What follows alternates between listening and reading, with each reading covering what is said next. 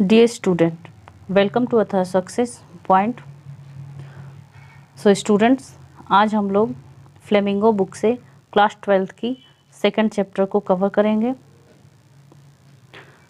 जिसका नाम है lost spring. Lost spring. Spring का मतलब ऋतुओं से होता है, ठीक है, जिसे बसंत ऋतु हम कहते हैं, उसे ही स्प्रिंग बोलते हैं, ठीक है। तो यहाँ पे स्प्रिंग क्या है, एज अ चाइल्डहुड को कहा गया है, ठीक है। एज अ चाइल्डहुड, जैसे किसी बच्चे का चाइल्डहुड, बचपना कैसे खो जाता है, वो इस लेसन में समझाया गया है। सो let start. Before starting class हम लोग डिस्कस कर लेते हैं अबाउट द ऑथर एनीज जंग। एनी जंग was born in Rourkela and spent her childhood and adolescence in Hyderabad. Any जंग, जो कि इसकी राइटर हैं, ऑथर हैं, उनका जन्म कब हुआ था? 1964 में राउरकेला में, और उन्होंने अपना childhood and adolescence in Hyderabad में स्पेंड किया, ठीक है। She received her education in Hyderabad. उन्होंने अपनी शिक्षा हैदराबाद में लिया। And in the United States of America, और साथ ही यूनाइटेड स्टेट ऑफ अमेरिका में, okay. Her parents were both writers. उनके माता और पिता दोनों ही क्या थे? राइटर्स थे। Anees Jung began her career as a writer in India. Anees Jung ने इंडिया में अपना करियर एज अ राइटर के रूप में शुरू किया। She has been an editor and columnist for major newspaper in India and abroad, ठीक है। तो वो क्या थी? राइटर के साथ साथ वो एडिटर भी थी, और अखबार में कॉलम्स भी लिखती हैं, ठीक है, इंडिया और अब्रॉड दोनों की, ठीक, दोनों जगह की। And has authored several books, और कुछ किताबों की लेखिका भी, यानी कुछ किताबें भी लिखी हैं वो। The following is an excerpt from her book titled lost spring stories of stolen childhood. उन्हीं में से एक उनकी बुक की ये कहानी है, जिसका टाइटल क्या है? Lost spring stories of stolen childhood. Here the analysis the grinding poverty and tradition which condemn this children to life of exploitation. तो इस स्टोरी में क्या है? इस स्टोरी में वो एनालाइज करना चाहती हैं कि कैसे हाई पॉवर्टी, यानी बहुत गरीबी जो है, बच्चों को मजबूर कर देती है, क्या? काम करने में, चोरी करने में, यानी बच्चों के शोषण भरी ज़िंदगी जीने को मजबूर कर देती है, क्या? High poverty. So let start our topic. Sometimes I find a rupees in the garbage. कभी कभी हमें गार्बेज में 1 रुपया भी मिल जाता था। ये आगे आएगा। Why do you do this? I asked Sahib, whom I encounter every morning surrounding for gold in the garbage dumps of my neighborhood. Why do you do this? तुम ऐसा क्यों करते हो? लेखिका एक साहिब नाम के बच्चे से पूछती हैं कि तुम ऐसा क्यों करते हो? मैं उसको वो रोज़ देखती हैं सुबह गार्बेज में, जो कि उनके पड़ोस में है, यानी जो मेरे पड़ोस में जो गार्बेज है, मैं देखती हूँ, बच्चा है, तो उससे क्या पूछती है, तुम ऐसा क्यों करते हो? Saheb left his home long ago. Saheb जो था अपना घर बहुत पहले ही छोड़ चुका था, ठीक है। Set admit the green field of Dhaka, जो कि कहाँ था? ढाका के ग्रीन फील्ड, यानी हरे भरे मैदानों में था। His home is not even a distance memory, उसका घर जो है उसकी दूर दूर तक मेमोरी में नहीं है, मीन्स कि उसका घर कैसा था उसे याद नहीं है। His mother tells him that, जैसे that this line, there were many storms that swept away their fields and homes. His mother tells him, उसकी माँ बताती है कि बहुत समय पहले जो था वो क्या आया था? बहुत ज़्यादा तूफान आया था और उस तूफान में उसका घर बर्बाद हो गया, ऐसा उसकी माँ बताती है। ठीक है, that's why they left looking for gold in the big city where he now lives. इसीलिए वो लोग क्या करते हैं, और वो अभी बड़े शहर में क्या करने के लिए आए हैं, जहाँ पर वो गोल्ड की तलाश में है। यहाँ पे गोल्ड का मतलब क्या होगा, एक प्रीशियस थिंग, यानी कुछ कीमती चीज़ है। जैसे कोई भूखा है, अगर उसे भोजन मिल जाता है तो उसके लिए वो सोने से भी बढ़ के वो कीमती हो गया। ठीक है, तो यहाँ पे गोल्ड का मतलब प्रीशियस थिंग है, न कि सोना है। I have nothing else to do he mutters looking away. वो कुछ दूर देखते उसने कहा, लेकिन मेरे पास करने के लिए और कुछ नहीं है, धीरे से बोला। गो to school I say glibly, realising immediately how hollow to advice must sound. School school जाओगे, मतलब लेखिका ने कहा कि स्कूल जाओगे। लेखिका फिर बाद में रियलाइज़ क्या हुआ उसे कि यार हमने तो गलत बोल दिया। ठीक है, लेखिका को क्या रियलाइज़ हुआ कि हमने गलत बोल दिया, यानी हमें नहीं बोलना चाहिए था। There is no school in my neighbourhood, when they build one I will go. उसने क्या कहा, साहिब ने, साहिब बोलता है मेरे पड़ोस में स्कूल नहीं है, जब बनेगा तो मैं चला जाऊंगा। ठीक है, next, if I start a school will you come, I ask half joking. मैंने मजाक में, यानी मैंने मतलब लेखिका ने मजाक में कहा कि अगर हम स्कूल स्टार्ट करेंगे तो तुम आओगे। Yes he says smiling broadly. उसने हंसते हुए कहा हाँ जरूर हम आएंगे। ठीक है,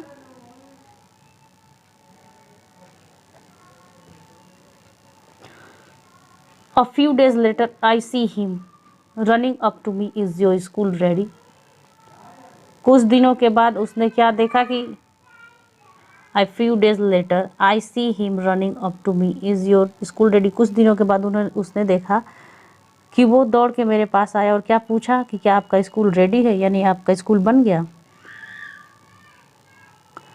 लेखिका ने क्या कहा, अब आगे देखते हैं। अब it takes longer to build a school, I say embarrassed at having made a promise that was not mean, but promises like mine abound in every corner of his bleak world।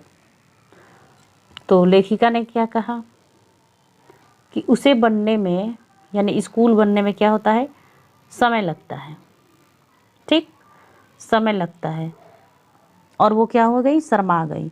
और ऐसे promise तो यहाँ मतलब बहुत सारे होते हैं, लेकिन जिन प्रॉमिस का कोई मतलब नहीं है।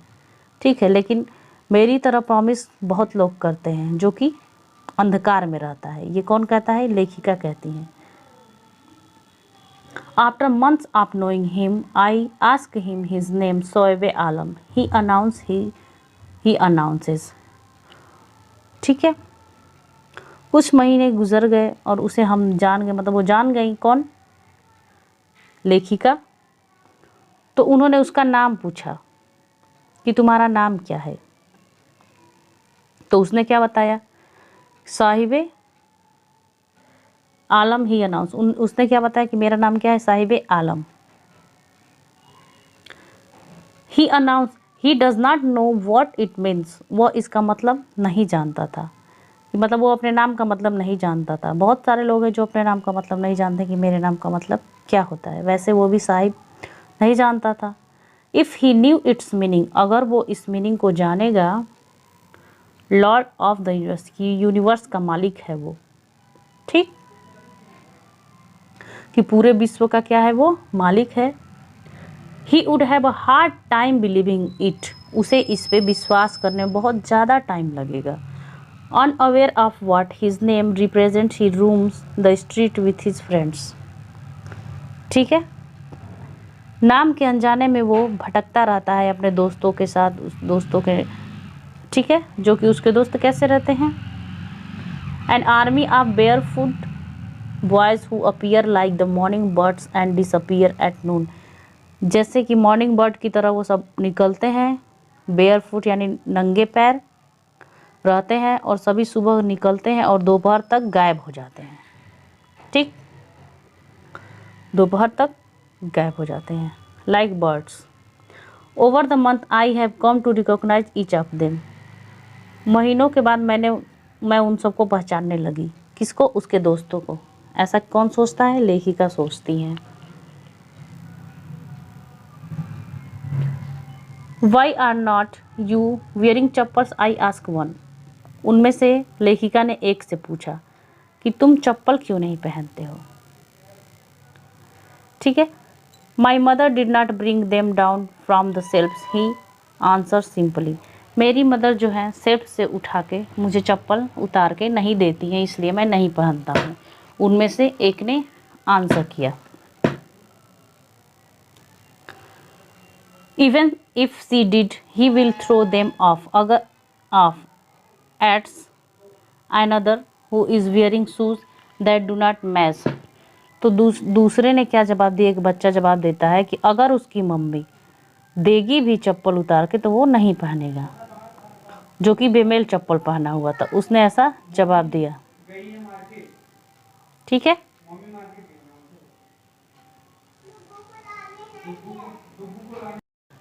Nothing. When I comment on it, he shuffles his feet and says nothing. जब मैंने उसके जूतों पे कमेंट किया, यानी कि जो 2 रंग का वो चप्पल पहना हुआ था, जैसे बेमेल जो डू नॉट मैच यानी मैच नहीं कर रहे थे, वैसे वो चप्पल पहना हुआ था। तो उन्होंने उस पर कमेंट किया तो उसने क्या कहा है? वो कुछ नहीं कहा है, इधर उधर बस क्या कर रहा था? सिर हिलाता था और कुछ नहीं बोलता। Okay. I want shoes says a third boy who has never owned a pair all his life। Third बच्चे ने क्या कहा कि आई वॉन्ट शूज, यानी मुझे शूज चाहिए। ठीक है। वो अपनी लाइफ में जूता कभी नहीं पहना है। Travelling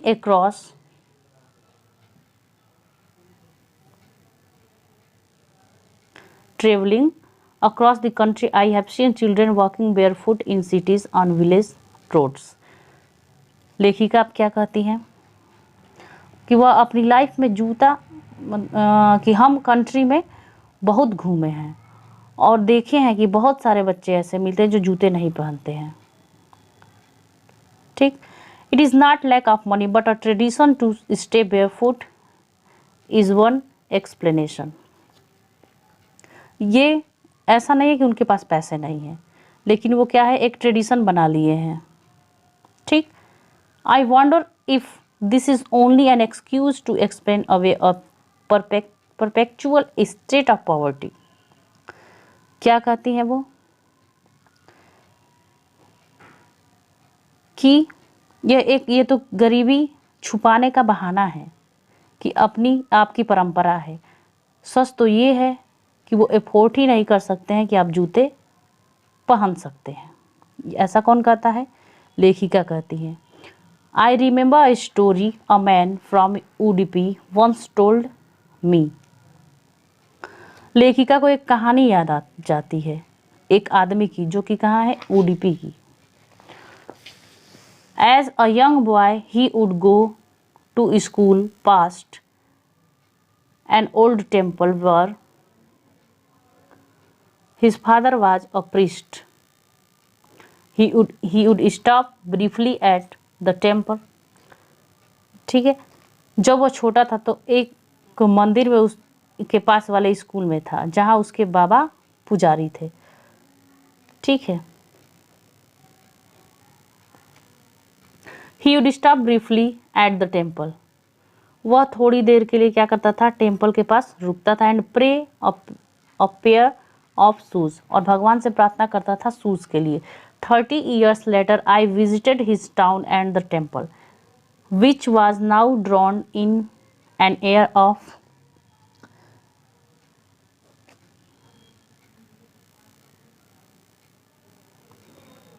desolation। ठीक है। 30 साल के बाद लेखिका खुद जाती है और उस कस्बे के मंदिर पे वो गांव खाली खाली सा लगता है। In the backyard where lived the new priest. New priest, there were red and white plastic chair. वहाँ पर एक नया पुजारी था जो कि लाल और सफ़ेद रंग के प्लास्टिक चेयर थे वहाँ पे, ठीक है, कहाँ पे, उसी मंदिर में, बैकयार्ड में. A young boy dressed in a grey uniform, wearing socks and shoes, arrived panting and threw his school bag on a folding bed. क्या था वो?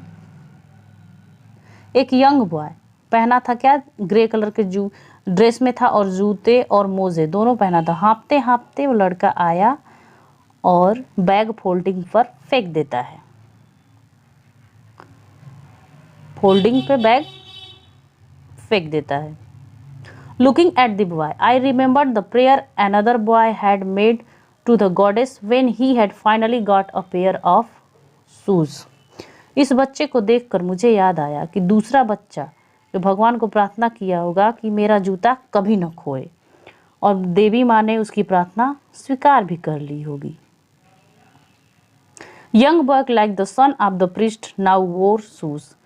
जो यंग बॉय था वो क्या था, पुजारी का बच्चा लग रहा था, जिससे लग रहा था उसी का बेटा है. But many other like the rag pickers in my neighbourhood remain shoelace.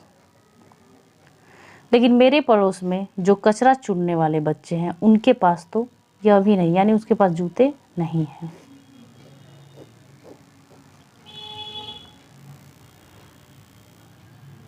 Next para.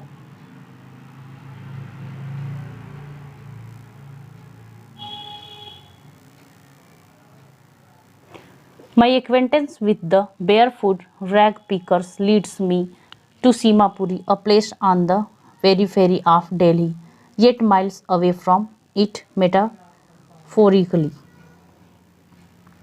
My acquaintance, उनके मतलब मेरे परिचय होने के कारण हमें सीमापुरी जाने का मौका मिला. किससे? रैग पिकर्स से, ठीक है, जो कि दिल्ली में है, जबकि दोनों अलग अलग हैं. तो लेखिका का वहाँ जाने का मौका मिला, ठीक है. Those who live here are squatters who came from Bangladesh back in 1971. जो यहाँ आए बांग्लादेश में,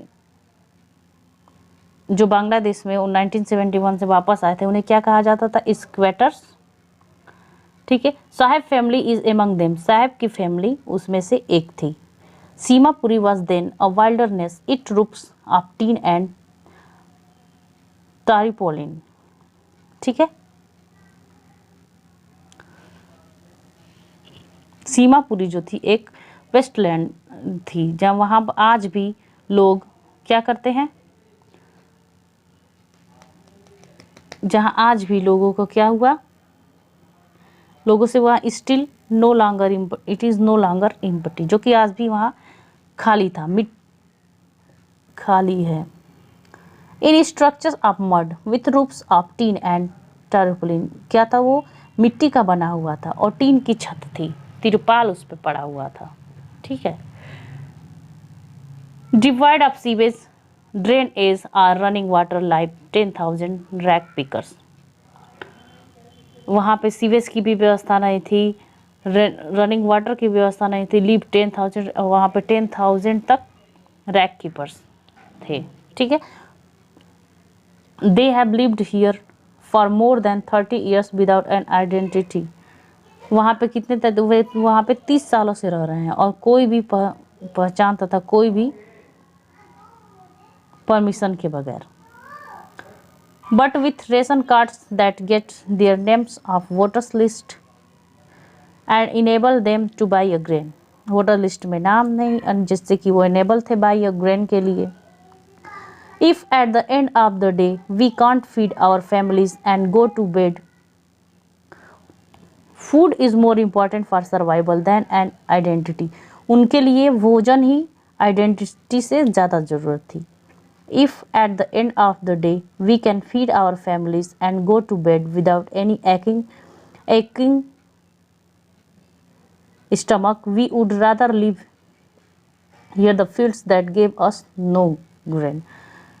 अगर हम रात में सोने से पहले अपने परिवार को, ठीक है, दिन के अंत में हम अगर अपने परिवार को खाना खिला देते हैं जिससे बेड पे जाने से पहले पेट का दर्द नहीं होता है, स्टमक एक्नी यानी पेट का दर्द नहीं होता है, जिससे हमें, तो हम यहीं रहना पसंद करेंगे, न कि हमें अनाज जो दे वहाँ। ऐसा कौन कहता है? ऐसा कौन कहता है? से a group of women in tattered sarees when I asked them why they left their beautiful land of green field and rivers। लेखिका कहती हैं कि मैंने जब पूछा उनसे कि आप लोग उतनी हरी भरी खेत मैदान छोड़ के यहाँ टीन के छत के नीचे आप रह रही हैं, तो उन्होंने क्या कहा कि हमें ऐसे हरे भरे मैदान से ज़रूरत नहीं है, क्योंकि अगर हम दिन के अंत में और रात में सोने से पहले अगर अपने परिवार वालों को 2 वक्त की रोटी खिला देते हैं तो यही हमारे लिए बहुत है।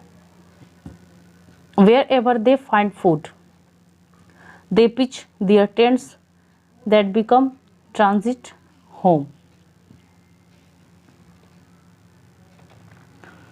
ठीक है।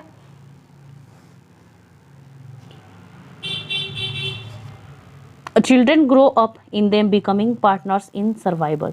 बच्चे भी उसमें से बड़े हो जाते हैं और सर्वाइवल करते हैं, यानी पार्टनर बन जाते हैं, वो भी थोड़ा बहुत मदद करते हैं। And survival in Seemapuri means rag picking, और सीमापुरी में सर्वाइवल करते हैं रैक पिकिंग यानी कि कचड़ा बटोरने में। और वहाँ पे अगर सीमापुरी में जिंदा रहना है तो कचड़ा बटोरना पड़ेगा। Through the years, it has acquired the proportion of a fine art. Garbage to them is gold. It is their daily bread, a roof over their heads, even if it is a leaking roof, but for a child it is even more। काफ़ी सालों से कचरा चुनने से महिला कचरा चुनने से काफ़ी सालों से कचरा चुनने में वो क्या हो गई थी, माहिर हो गए थे।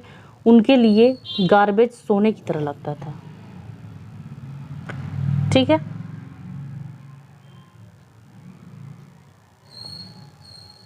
I sometimes find a rupees even a 10 rupees note. Sahib से, साहिब बताता है कि कभी कभी हमें 1 रुपया भी मिल जाता है और कभी कभी 10 रुपया भी मिल जाता है। यही आगे लाइन थी, I sometimes find a rupees. His eyes lighting up, और यह बताते हुए उसकी आंखें क्या हो जाती हैं, थोड़ा सा खुश होके, वो खूब खुश होके बताता है, चमक आ जाती है उसकी आंखों में। When you can find a silver coin in a heap of garbage, you don't stop scrounging, for there is hope of finding more। अगर तुम चांदी का सिक्का भी पा जाओगे तभी भी तुम गार्बेज यानी कचरा बटोरना नहीं बंद करोगे, क्योंकि तुम लोग मतलब ऐसा लगेगा कि हम इसमें और ढूंढेंगे तो कुछ और पा जाएंगे। It seems that for children, garbage has a meaning different from what it means to their parents। बच्चों के लिए गार्बेज यानी कचरा चुनना, रैक पिकर्स जो था, उन लोगों के लिए एक, बच्चों के लिए ऐसा लगता था कि क्या था, कुछ और था, और पेरेंट्स के लिए कुछ और। बच्चों के लिए एक वंडर से भरा हुआ था एंड पेरेंट्स के लिए एक सर्वाइवल यानी जीने के लिए।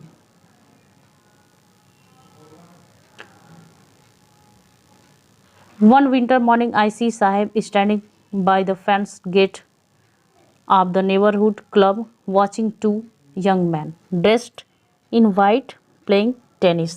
एक ठंडी सुबह मैंने साहिब को खड़ा हुआ देखा, एक फेंस गेट के सामने खड़ा हुआ था, ठीक है, और वो देख रहा था कि 2 लोग गेम खेल रहे थे। वहाँ से वो देख रहा था 2 आदमी जो गेम खेल रहे थे और वो वाइट कलर के ड्रेस में थे और टेनिस खेल रहे थे। आई लाइक द गेम, उसने कहा कि मुझे ये गेम बहुत पसंद है। ही हम्स, उसने कहा मुझे ये गेम बहुत पसंद है।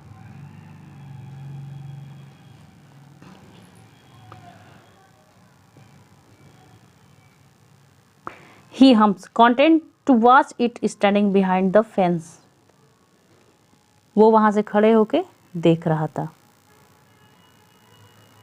Inside when no one is around, वो उसने कहा कि हम लोग अंदर जाएंगे जब वहां पे कोई नहीं होगा।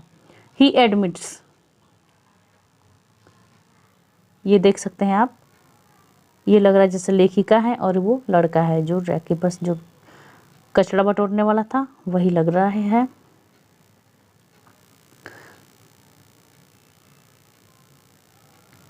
साहेब too is wearing tennis shoes that look strange over his discoloured shirt and shorts. Sahib जो था, एक किसी ने जूता मतलब कोई फेंका होगा और वो कचरा बटोरा तो उसमें से बीन लिया, वो पहना हुआ था जैसे जो कि डिसकलर्ड था और उसके शर्ट और शॉर्ट्स से मैच नहीं कर रहा था। Someone give them to me, किसने दिया है। He says in the manner of an explanation, वो एक्सप्लेन करते हुए कहा कि किसी ने मुझे दिया है। The fact that they are discarded shoes of some rich boy, fact तो यही था कि वो जैसे लग रहा था किसी अमीर बच्चे का शूज था। Who perhaps refuse to wear them because of a hole in one of them, और वो उसे रिफ्यूज़ कर चुका था यानी फेंक चुका था क्योंकि उसमें क्या था, एक होल था, होल, इसकी वजह से उसने फेंक चुका था। For one who has walked barefoot even shoes with a hole is a dream come true, लेकिन जो नंगे पैर घूमता है उसे होल वाला भी जूता मिला तो ये कोई बुरी बात नहीं है, ठीक है, ये उसके लिए बहुत ही बड़ी बात है।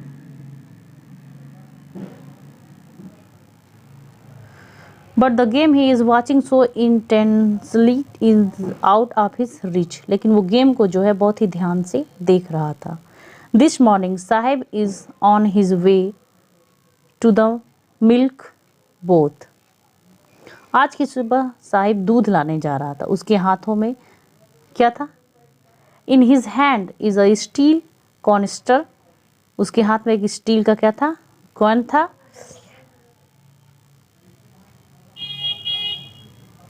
I now walk in a tea stall down the road, he says, pointing in